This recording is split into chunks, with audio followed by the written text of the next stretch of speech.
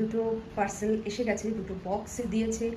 আমি তো প্রথমে ভেবেছি যে দুটো বক্স মানে কি, এটা কি মানে দুটো অর্ডার দিয়ে ফেলেছি। তখন ওরা বলছে যে না না, ওই আলমারিটারই একছি যেখানে জুতো টুতো থাকবে, তো সেটা এখনই ডেলিভার করে দিয়ে গেল। আমি দেখাচ্ছি। এবং সবাইকে স্বাগত জানিয়ে শুরু করছি আমি আমার আজকের ব্লগটা। আজকের ব্লগটা একটু মিক্স আছে, অর্থাৎ এখানে একটা রেসিপিও আছে। আপনারা দেখলেন দুটো বড় বড় বক্স। অ্যামাজন থেকে আমি কি অর্ডার দিয়েছি, কেন অর্ডার দিয়েছি সেটাও আপনারা দেখতে পাবেন, এবং আমার বাড়ির চারপাশের প্রাকৃতিক সৌন্দর্য। প্রথমেই আমি শুরু করছি একটা মিষ্টি রেসিপি দিয়ে। এটা মনে হয় সবাই জানে। এটাকে মিষ্টি সুজি বা সুজির পায়েসও বলতে পারেন। শুকনো কড়াইতে আমি দুটো ছোটো এলাচ দিয়ে কিছুটা সুজি নিয়ে এটাকে আমি ভালো করে ভেজে নিচ্ছি। আসলে মিষ্টি সুজি বা সুজির পায়েস খেতে আমার ভীষণ ভীষণ ভালো লাগে।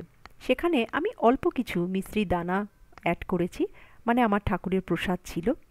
তারপর এখানে দিলাম গুড়। গুড় কিন্তু যেই সে গুড় নয়, আমার মা এসেছে কলকাতা থেকে। তো আমার মা আমার জন্য এই খেজুরে গুড় নিয়ে এসছে, যেটা আমার ভীষণ ভীষণ প্রিয়। আর যে কোনো পায়েসে যদি খেজুরে গুড় দেওয়া যায়, তার মানে স্বাদটাই কিন্তু আলাদা হয়ে যায়, কেননা অসম্ভব সুন্দর গন্ধ বেরোয়। তো খেজুরে গুড় দিয়ে আমি ভাবলাম যে আমার এই সুজিটা করি। এই সুজিতে কিন্তু কোনো তেল বা ঘি আমি ইউজ করিনি ভাজার সময়, কেননা বেশি তেল বা ঘি আমি খাই না, আমার একটু প্রবলেম আছে। তো বাড়ির কোনো লোকের জন্য, বাইরের কোনো যদি কেউ আসে তার জন্য যখন আমি বানাবো, তখন অফকোর্স আমি তেল ঘি ইউজ করব। কিন্তু যখনই আমি বাড়িতে সুজি বানাই, মিষ্টি সুজি মানে এইরকমভাবে বানাই, আমি কখনোই তেল বা ঘি ইউজ করি না। এবার কি হয়, খেজুরের গুড়টা দেখলেন তো হাতা দিয়ে টকটক করে ভাঙছি। আসলে খেজুরের গুড়টাকে বলে যে বেশি দিন রাখতে গেলে আপনাকে ফ্রিজে রাখতে হবে, তো ভীষণ শক্ত হয়ে গেছিলো। কিন্তু তাতে কিছু যায় আসে না, যেই না গরমে দিলাম, দেখুন এখন একদম কিন্তু ভালো মতো মিক্স আপ হয়ে গেছে। আর এর মধ্যে যেই জিনিসটা আমি দেব, সেটা কিন্তু ভীষণই হেলদি একটা জিনিস, যেটা দিয়ে আমি সুজি এই প্রথমবার বানালাম এবং খেলাম। ট্রাস্ট মি, ভীষণ ভালো লেগেছে। আপনারা যদি খান তাহলে খুবই হেলদি একটা খাবার হবে, আর বেশ পেট ভরা একটা খাবার হবে। এটা খেয়ে কিন্তু অনেকক্ষণ আপনি না খেয়েও থাকতে পারেন, মানে বেশ কিছুটা সময়। সেটা কি? সেটা হলো এই যে আমি যেটা হাতের মধ্যে নিয়েছি, এর মধ্যে আলমন্ডস আছে, সানফ্লাওয়ার সিডস আছে, ওটস আছে, কিশমিশ আছে, তারপরে ব্ল্যাকবেরি আছে, ড্রাই ব্ল্যাকবেরি। এটা আমি নিয়ে এসেছিলাম কাশ্মীর থেকে। কাশ্মীরের যে শপিং হল ব্লগ আমি শেয়ার করেছি অলরেডি, তার মধ্যে কিন্তু আমি দেখিয়েছি যে ওখান থেকে আমি কী কী কিনেছি, এবং সেখান থেকেই এটা আনা। এটা সুজিতে দিয়ে যখন আমি খেলাম, দারুণ লাগছিল খেতে, এবং প্রচণ্ড প্রচণ্ড হেলদি। এগুলো দিয়ে কিন্তু এনার্জি বার তৈরি হয়। বাচ্চারা কিন্তু এগুলো খেতে চায় না। অনেক সময় দাঁতের, যাদের সিল করা দাঁত থাকে, তাদেরও প্রবলেম হতে পারে। এভাবে সুজির সাথে মিক্স আপ করে দিলে দারুণ লাগবে কিন্তু খেতে। আজকে এক্ষুনি অ্যামাজন থেকে দুটো পার্সেল এসছে। তো একটা আলমারি অর্ডার দিয়েছি। অনেক সময় হয় না, আমরা গাছের কাজ করছি, তো গাছের অনেক জিনিসপত্র আমরা রাখতে পারি, বা যেখানে জুতো টুতো থাকবে, তো সেটা এখনই ডেলিভার করে দিয়ে গেল। আমি দেখাচ্ছি। এবং সেটা যখন বানাবো এবং যখন বারান্দায় রাখবো, সেগুলো সব আমি আপনাদের সাথে শেয়ার করব। অনেকদিন ধরেই বারান্দায় ভাবছিলাম যদি এরকম কিছু একটা পাওয়া যেত, যার ভিতরে ঝাঁটা, বালতি, গাছের সমস্ত সরঞ্জাম, হ্যাঁ, বারান্দায় পড়ার চটি ঢুকিয়ে দেওয়া যেত, কি ভালো হতো না। অ্যামাজনে দেখতে পেলাম এই আলমারিটা, তো অর্ডার দিয়ে ফেললাম।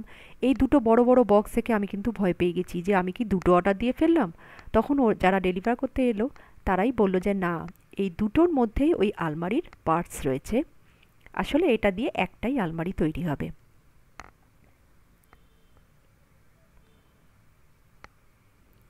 একটা খোলা হয়ে গেছে, আরেকটা খুলছি।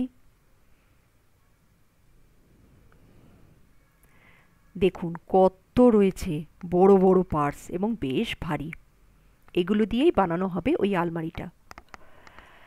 এখানে ইনস্ট্রাকশন দেওয়া আছে। এইভাবে ইনস্ট্রাকশন দেওয়া আছে। এইটা একদম সকলের নিচের পার্ট,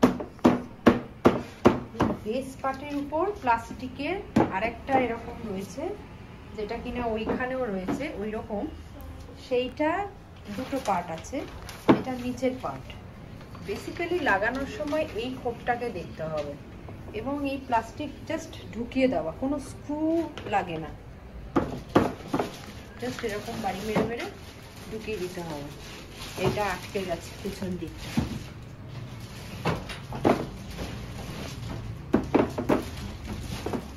এটা দরজা খুব সম্ভব।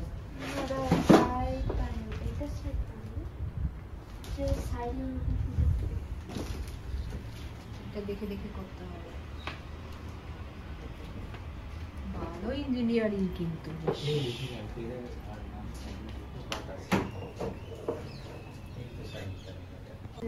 এইটা সাইড প্যানেল, এটা সাইড প্যানেল লাগানো হয়ে গেল।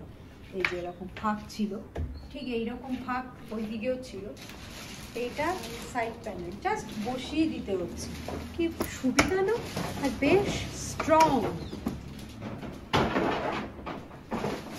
যেই পারপাসে কিনেছি, এইটা যখন আমি আবার সাজাবো তখন আবার দেখাবো যে কিভাবে করছি।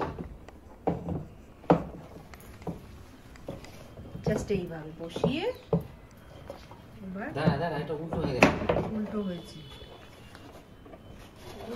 কোথায় উল্টো না সোজাই হয়েছে। এইভাবে ঢুকাতে হবে।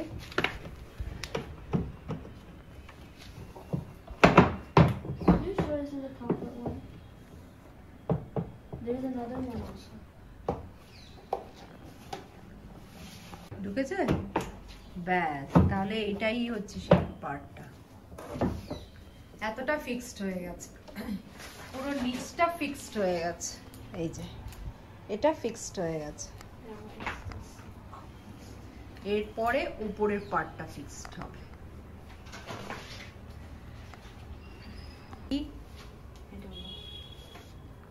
এটা পেছন দিকে,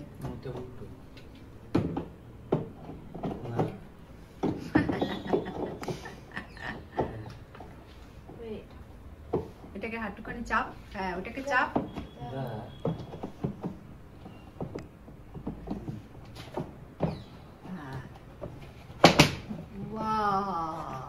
দারুণ।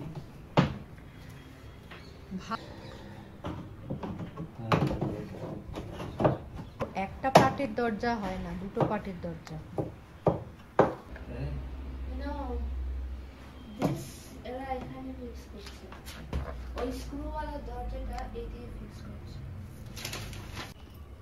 এইরকম ছোট ছোট জিনিসও দিয়ে দিয়েছে, এগুলো লাগানো হবে।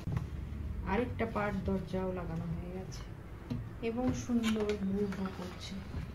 প্রত্যেকটা পার্ট আলাদা, এই পার্টটা আলাদা ছিল। ঠিক একই রকম ভাবে বসিয়ে দিতে হবে, চাপ দিয়ে বসানো হয়ে গেল। দরজা বসবে, তারপর পুরোটা লাগানো হলে তারপর দেখাচ্ছি যে কেমন হচ্ছে। বসানো হয়ে গেল উপরের পার্ট। হ্যাঁ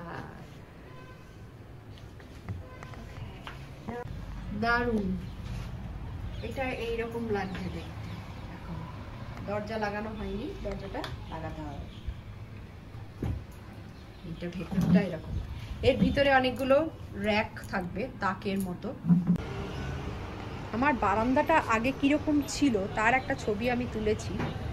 আর বারান্দাটা এখন, এইগুলো আমরা কিনে নিয়ে এসেছি, মাত্র কয়েকটা গাছই লাগিয়েছি, কিন্তু এই যে যেমন এই সবগুলো আমাদের বাইরে রয়েছে। আমার মেয়ে আর আমার হাজবেন্ডের পারফরমেন্স কিন্তু 100-এ 100।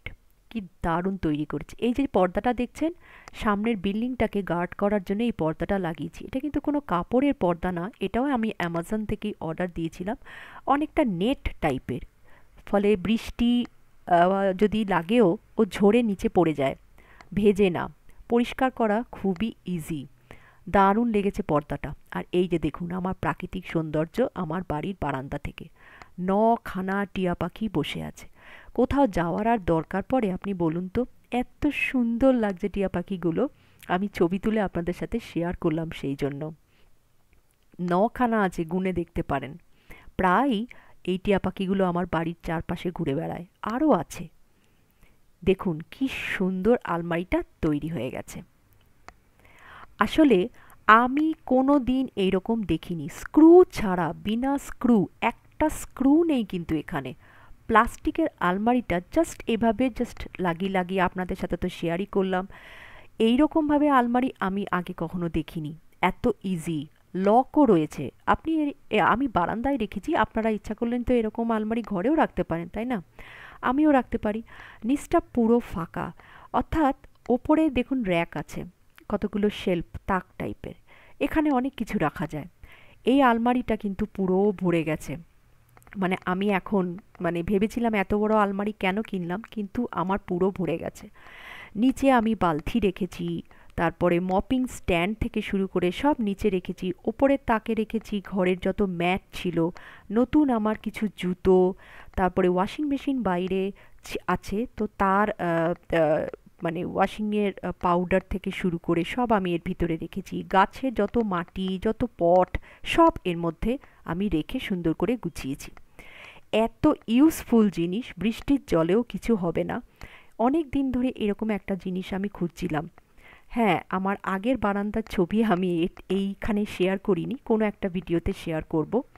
পুরো বারান্দাটা আমি এইভাবে মানে পরিষ্কার রাখতে চাই। এখানে বসে একটু চা টা খাবো, আমার বারান্দাটা খুবই বড়। তো এইরকম একটা ওয়ার্ড্রব বা আলমারির কিন্তু খুবই প্রয়োজন ছিল। আমার কাছে এটা একটা ইউনিক লেগেছে বলেই আমি আপনাদের সঙ্গে শেয়ার করেছি। ভিডিওটা যদি, আজকের ব্লগটা যদি আপনাদের ভালো লেগে থাকে, প্লিজ প্লিজ শেয়ার করুন এবং সাবস্ক্রাইব করুন, লাইক করুন। পুরো ভিডিওটা ধৈর্য ধরে দেখার জন্য থ্যাংক ইউ সো মাচ।